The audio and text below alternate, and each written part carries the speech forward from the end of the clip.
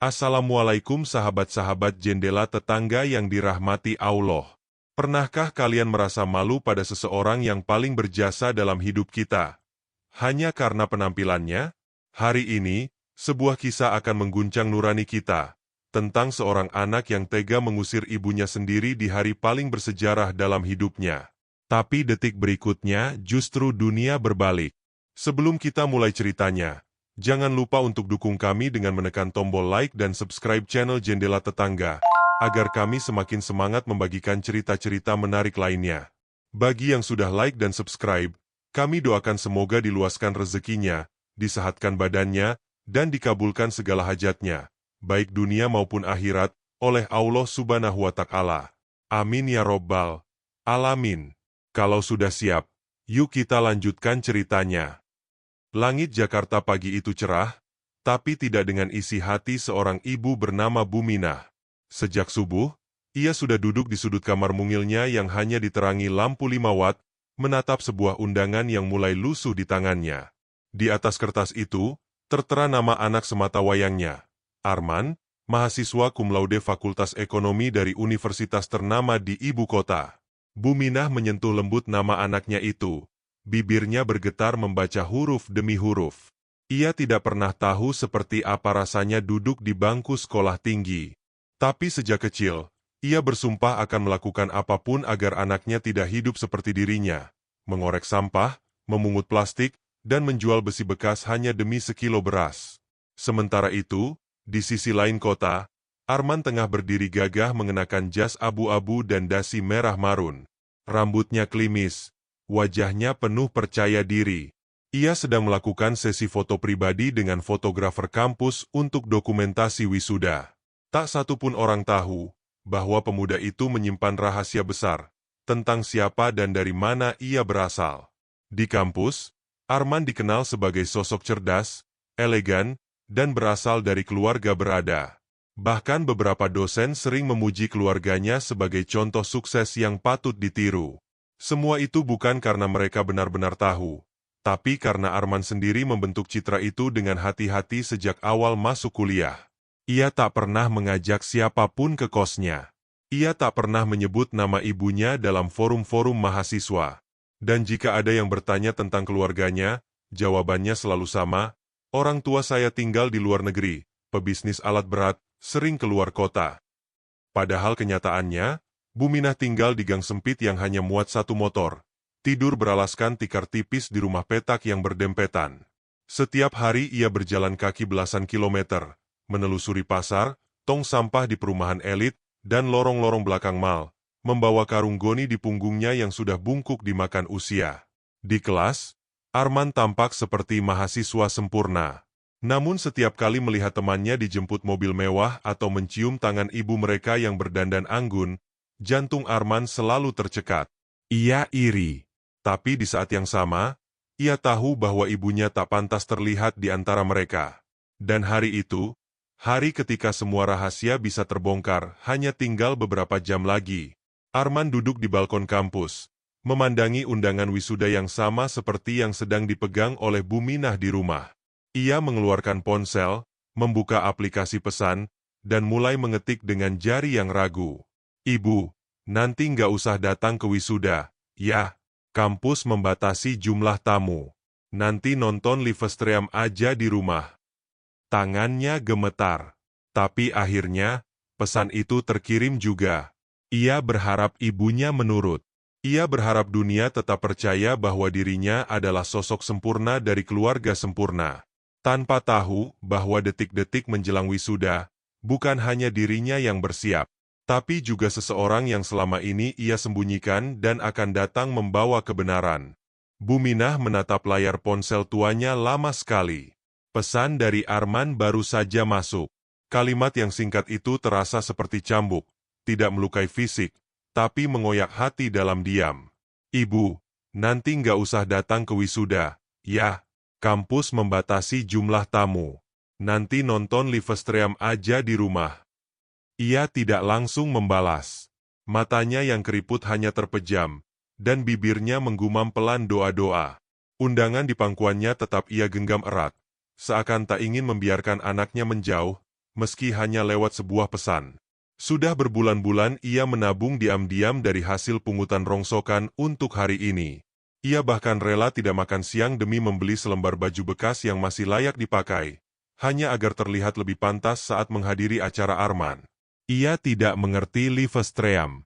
Ia hanya tahu bahwa selama ini ia memungut sampah demi bisa melihat anaknya berdiri gagah di atas panggung. Bukan dari layar kecil, tapi dengan mata sendiri. Sementara itu, Arman sedang berada di ruang tunggu kampus bersama teman-teman satu angkatan. Mereka berbincang tentang orang tua, tentang siapa yang datang nanti, dan tentang rencana makan malam bersama keluarga seusai acara. Ayah gue bakal datang sama ibu. Katanya mau kasih gue jam tangan Swiss, ucap seorang mahasiswa penuh bangga. Kalau lu, men? Siapa yang datang? Tanya temannya sambil menepuk pundak Arman. Arman tersenyum tipis, lalu menjawab datar. Ayah gue lagi dinas ke luar negeri. Mungkin yang datang cuma wakil dari perusahaan. Semua mengangguk. Percaya. Tak ada yang tahu, Arman baru saja membuat cerita baru yang semakin menenggelamkan ibunya di balik bayangannya sendiri. Namun di sisi lain, sebuah tekad perlahan membakar langkah seorang ibu tua di ujung gang. Bu Minah menyusun 2 bungkus nasi yang dibungkus daun pisang, sebotol air putih, dan sebuah benda kecil terbungkus kain putih di dalam tas jinjing lusuhnya. Benda itu sudah ia simpan lebih dari 2 tahun. Setiap malam, ia membukanya diam-diam dan menciumnya sambil berdoa. Bukan karena benda itu mahal, tapi karena ia tahu, satu hari nanti, benda itu akan menjadi kejutan untuk Arman. Sebuah bukti cinta yang tak mengenal hinaan. Tak ada yang tahu, langkah kaki ibu itu pagi ini lebih ringan dari biasanya, meski tubuhnya sudah lemah. Tak ada yang tahu bahwa ia akan menempuh perjalanan panjang, bukan hanya menuju kampus, tapi juga menuju batas antara harapan dan kenyataan. Dan yang paling tidak tahu adalah Arman. Ia tidak tahu bahwa setiap kebohongan yang ia bangun sedang menunggu saatnya runtuh. Dan semuanya akan dimulai saat tangan itu mencoba menyentuh pundaknya di pelataran gedung megah. Pagi itu, Bu Minah berdiri di pinggir jalan gang kecil dengan mengenakan kebaya sederhana berwarna krem yang sudah disetrika rapi sejak semalam. Di tangannya, sebuah tas kain lusuh tergantung, isinya tak seberapa, 2 bungkus nasi, sebotol air minum, dan 1 benda kecil yang masih dibungkus rapi dalam balutan kain putih.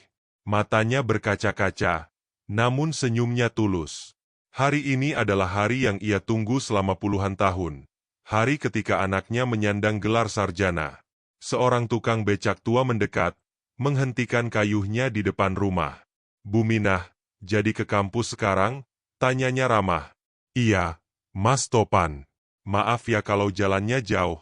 Jawab Bu Minah pelan.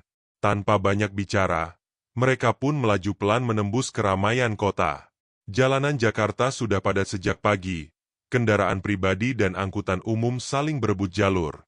Di tengah keramaian itulah, seorang ibu tua duduk tenang di becak dengan hati penuh doa.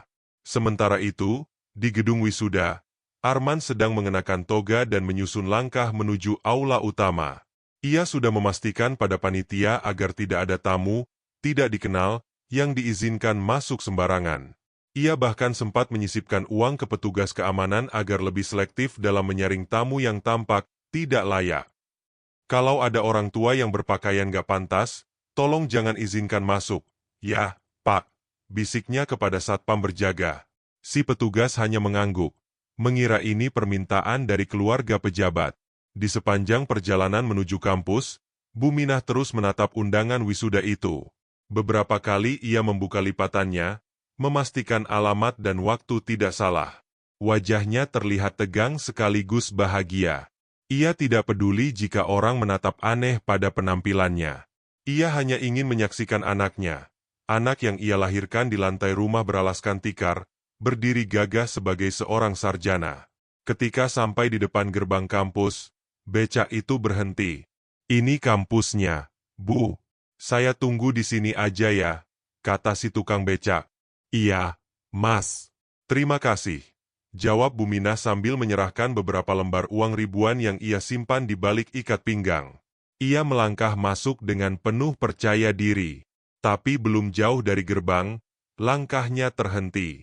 Dua petugas keamanan berdiri menghadang. "Ibu tamunya siapa?" tanya salah satunya.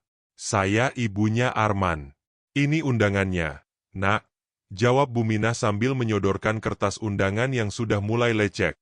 Petugas itu membaca nama dan fakultas, lalu melirik sebentar ke arah penampilan Buminah. "Maaf Bu, tamu yang masuk harus berpakaian rapi. Ini acara resmi kampus," ucapnya hati-hati. Buminah terdiam. Ia menunduk, lalu berkata pelan, "Saya cuma mau lihat anak saya.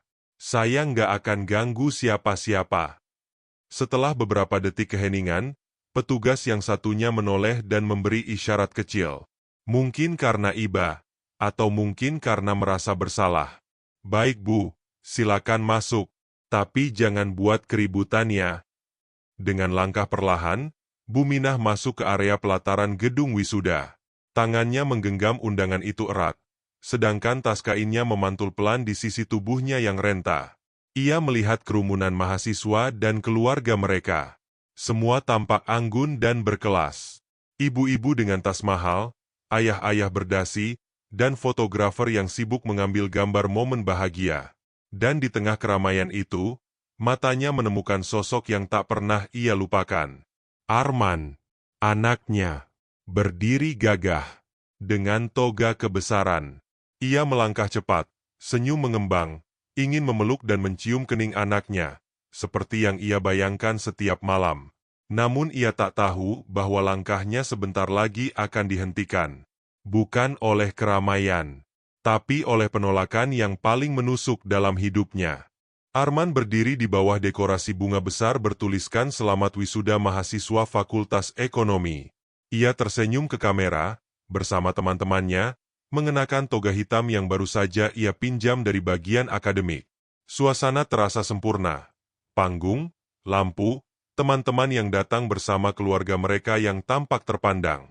Namun, dalam kerumunan para tamu yang riuh, satu sosok tua tampak mencuri pandangan. Perempuan renta berbaju kebaya lusuh, membawa tas kain kusam dan selembar undangan yang digenggam erat. Ia berjalan pelan, mendekati barisan wisudawan, matanya tertuju pada satu titik. "Arman, Arman," bisiknya lirih sambil mengangkat tangan kanannya. Ia melangkah cepat, berusaha memeluk anaknya dari belakang. Namun yang terjadi justru di luar dugaan. Saat Arman merasakan tarikan lembut di bahunya dan menoleh, wajahnya langsung pucat. Matanya membelalak. Teman-temannya ada di sekeliling. Kamera masih mengarah. Dan ibunya berdiri dengan pakaian yang sangat jauh dari apa yang ia harapkan. "Bu, jangan di sini," bisik Arman tajam sambil memegang tangan ibunya dan menjauh sedikit. Buminah tersenyum, tak menyadari nada marah dari anaknya. "Ibu cuma mau lihat kamu wisuda, Nak. Udah saya bilang jangan datang, kan? Ini tempat resmi. Lihat baju ibu." "Malu saya dilihat orang-orang," kata Arman dengan suara bergetar, namun tetap terdengar jelas. Seorang temannya tampak kebingungan. "Seorang ibu? Pemulung?" Salah satu dari mereka mulai tertawa pelan. Men, itu siapa? Kenal?" Arman langsung menjauh selangkah, lalu menggeleng. "Nggak tahu, mungkin salah orang." Seketika itu juga, senyum di wajah Buminah pudar. Ia tidak mengerti. Tadi anaknya memanggilnya. Ia yakin itu suara Arman. Tapi kini, anaknya bahkan berpura-pura tidak mengenalnya. Satu dua mahasiswa mulai memperhatikan. Seorang ibu tua yang lusuh, membawa tas kain, berdiri di tengah keramaian. Suara bisik-bisik mulai terdengar. Itu ibunya siapa ya? Pemulung masuk sini." "Wah, malu banget sih kalau itu ibuku." Arman menunduk, tidak sanggup menatap wajah ibunya. Ia tahu ia sudah melampaui batas. Tapi pikirannya dipenuhi rasa takut. Takut akan penilaian orang, reputasi, dan status sosial yang selama ini ia bangun dengan kebohongan. Buminah hanya berdiri diam. Tangannya masih menggenggam nasi bungkus dan air putih yang ia bawa dari rumah. Namun kini ia hanya bisa menunduk, menahan getar di dadanya. Beberapa detik berlalu dalam keheningan. Lalu, Buminah membuka tas kainnya. Dari dalam, ia mengeluarkan sebuah benda kecil yang dibungkus kain putih. Perlahan ia buka simpulnya, dan di hadapan puluhan mata yang memandang, ia keluarkan sebuah kunci mobil. Bukan main-main. Itu adalah kunci asli mobil Alphard, mobil yang selama ini hanya bisa dilihat Arman dari kejauhan. Kilauan logam itu memantul terkena sinar matahari pagi. Keramaian mendadak terdiam. Tak ada yang bicara, tak ada yang tertawa lagi. Dan Arman, yang baru saja menyangkal ibunya di depan umum, tidak bisa berkata apa-apa. Ia hanya menatap kunci itu, lalu wajah ibunya yang mulai berlinang air mata. Dan dalam sekejap, semua topeng yang ia kenakan selama ini mulai runtuh. Keheningan yang pecah saat kunci mobil Alphard tergenggam di tangan Buminah berubah menjadi bisik-bisik kaget. Beberapa mahasiswa menahan tawa yang hendak pecah. Namun raut penasaran menyelimuti wajah semua orang. Arman masih terpaku, keringat dingin menetes di pelipisnya. Dengan suara bergetar, Buminah mulai bicara. Ia bukan untuk pamer, nak, katanya pelan, menunduk lalu menatap Arman. Dulu ibu kumpulkan uang dari rongsokan satu demi satu, menahan lapar demi menabung sedikit demi sedikit. Semua demi bisa membelikanmu masa depan yang lebih baik. Mobil ini, walau bukan baru, ibu beli agar kau bisa melaju tanpa takut hujan, tanpa takut dijemput orang lain yang pandang rendah. Suasana makin hening. Beberapa penonton menitikkan air mata, teringat akan pengorbanan seorang ibu yang tak pernah mereka tahu. Seorang ibu muda di kerumunan menekan genggaman tangan suaminya. Matanya basah. Arman menunduk. Suara batuknya terdengar keras. Ia menghapus air mata di sudut mata dengan punggung tangan. Maaf, Bu. Suaranya hampir tak terdengar. Namun Buminah menggeleng. Tidak perlu minta maaf, nak. Ibu bangga padamu. Ibu hanya ingin kau ingat, dari mana kau berasal. Tiba-tiba, seorang petugas kampus maju, menenangkan situasi. Saudara sekalian, mari kita beri tepuk tangan untuk Buminah yang penuh cinta ini. Tepuk tangan bergemuruh, menyebar ke seluruh kerumunan. Arman terkesiap ketika semua orang menyoraki dan bertepuk tangan untuk ibunya. Teman-temannya pun menunduk malu. Sejurus kemudian, Buminah mengangkat kunci mobil tinggi-tinggi, lalu tersenyum lembut. Sekarang, ibu pulang dulu. Semoga anak ibu semakin sukses tanpa lupa akan asal-usulnya. Ia membalikkan badan dan melangkah anggun, meski langkahnya gemetar. Tiap jejak kakinya di trotoar kampus itu meninggalkan jejak haru di hati banyak orang. Arman tak bergerak. Ia hanya berdiri di tempat, menatap sosok ibunya yang berjalan pergi, dikelilingi tepuk tangan hormat dan salut. Dalam hati, ia menyesal dan berjanji akan menebus semua kesalahannya. Namun waktu tak bisa diputar kembali. Segala aib yang ia sembunyikan kini tercurah jelas di depan mata, sekaligus menjadi pelajaran termahal dalam hidupnya. Setelah langkah Buminah menghilang di balik keramaian, suasana di pelataran wisuda mendadak terasa kosong. Tawa dan canda teman-teman Arman sebelumnya kini sirna, tergantikan oleh tatapan simpati dan bisik lirih yang penuh penyesalan. Arman berdiri mematung, menatap tanah. Kedua tangannya mengepal, dan napasnya tak lagi teratur. Ia berlari, bukan ke arah panggung, bukan ke rektor, tapi ke jalan tempat ibunya terakhir terlihat. Namun Buminah telah pergi. Tak ada jejak selain becak kosong yang perlahan mengayuh pergi membawa angin pagi dan harapan yang patah. Arman mengejar, berlari tanpa peduli toga yang terangkat oleh angin, tanpa peduli sepatu yang kotor, tanpa peduli wajahnya yang penuh air mata.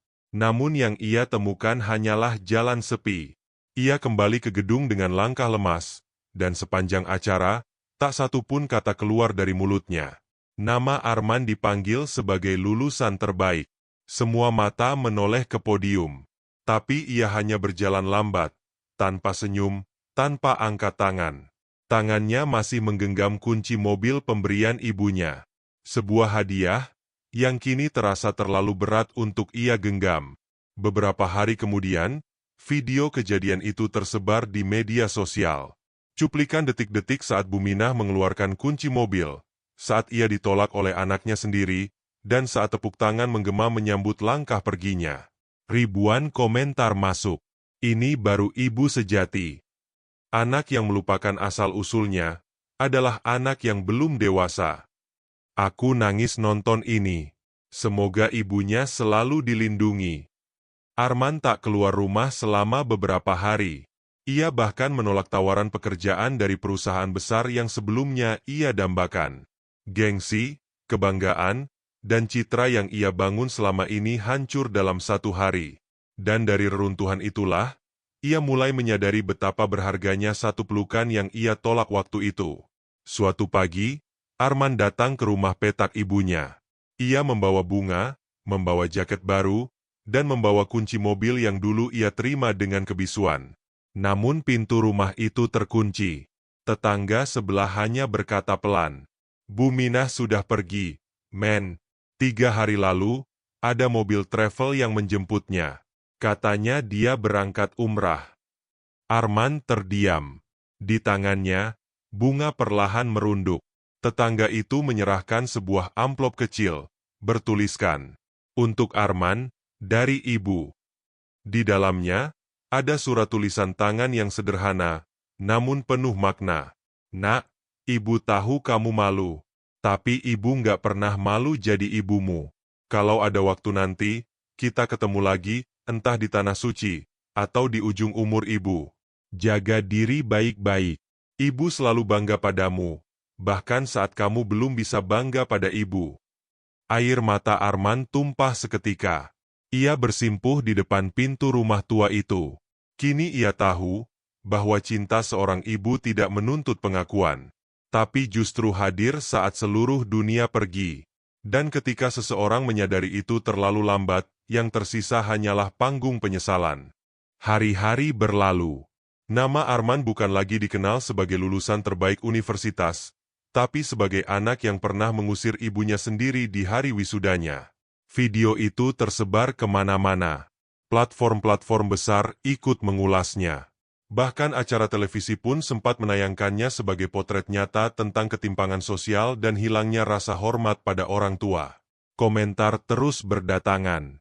Ada yang menghujat, ada yang iba. Tapi hampir semua sepakat, Buminah adalah simbol keteguhan dan cinta sejati.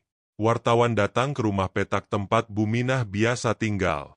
Mereka hanya mendapati rumah kosong dengan papan kayu bertuliskan, "Terima kasih atas doa dan dukungan kalian. Saya sedang pergi untuk bersujud di tanah yang lebih mulia dari dunia." Arman membaca semua komentar. Ia membaca ulang surat dari ibunya berkali-kali. Ia pun memutuskan untuk menulis pernyataan terbuka di media sosial, bukan untuk membela diri, tapi untuk mengaku salah. "Saya Arman, anak dari Buminah, pemulung yang menjadi pahlawan sejati dalam hidup saya. Saya mengakui kesalahan saya di hari itu. Saya malu bukan pada ibu saya, tapi pada diri saya sendiri yang takut pada hinaan orang lain. Saya berharap semua anak di luar sana tidak mengulangi kebodohan yang saya lakukan. Saya tidak pantas meminta maaf, tapi saya berjanji akan hidup dengan membawa nama ibu saya dengan bangga, dimanapun saya berada." Tulisan itu dibagikan jutaan kali, tapi tidak membuat Arman merasa lebih lega, karena bukan dunia yang ia ingin taklukkan, tapi hatinya sendiri. Arman mulai aktif mendatangi tempat-tempat sosial, menjadi relawan di panti jompo, membantu anak-anak pemulung belajar membaca, dan menyisihkan gajinya untuk membangun rumah singgah bagi orang tua yang ditelantarkan. Di depan rumah itu, ia pasang papan nama, "Rumah Minah, tempat cinta tak pernah ditolak." Namanya kini dikenal kembali. Tapi bukan sebagai Arman sang lulusan cum laude, melainkan Arman sang anak yang menebus dosanya dengan pengabdian. Namun tetap saja, setiap malam sebelum tidur, ia memandangi kunci mobil yang diletakkannya di atas meja. Kunci itu bukan lagi simbol hadiah, tapi simbol luka dan cinta yang tak sempat ia peluk di hari paling penting dalam hidupnya. Matahari pagi menyinari halaman rumah Arman yang kini dipenuhi tanaman hijau dan anak-anak kecil yang rutin datang belajar.